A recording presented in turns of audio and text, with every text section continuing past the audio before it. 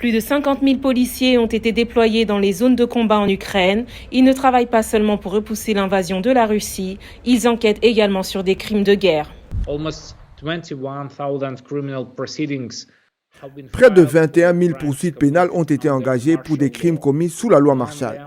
Parmi eux, près de 9 000 procédures pénales sur des faits de crimes commis sur le territoire de l'Ukraine par des militaires des forces armées de la Fédération de Russie et leurs complices.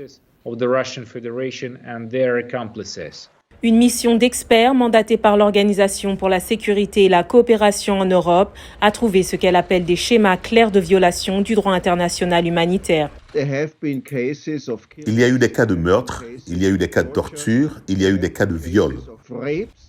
Des conditions dangereuses les ont empêchés de travailler sur place, mais ils n'en avaient pas besoin. Il existe un vaste dossier numérique. Il y a pratiquement tout ce qui est visible sur Internet sous forme de vidéos, de photos et aussi de témoignages de victimes.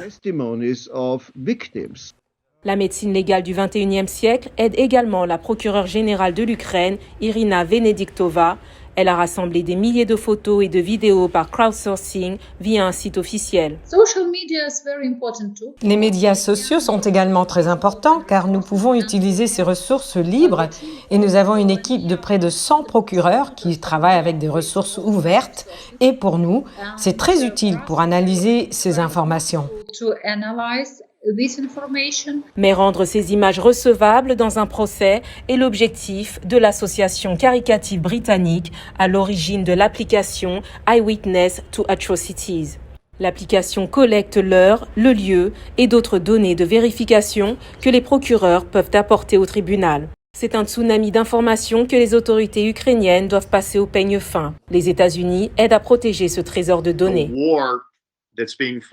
La guerre qui se déroule dans le domaine de l'information est tout aussi active que ce qui se passe sur le terrain. Nous essayons d'apporter un large éventail de soutien aux autorités ukrainiennes pour les aider à faire face à toutes les éventualités alors qu'elles mènent leurs enquêtes sur ces crimes. Les autorités russes qui nient les crimes de guerre n'ont pas répondu à de nombreuses demandes d'interview. Il y a des allégations de crimes de guerre par des ressortissants ukrainiens, bien que beaucoup moins. La procureure générale de l'Ukraine a déclaré à la VOA qu'elle enquêterait et souhaite coopérer avec la Cour pénale internationale.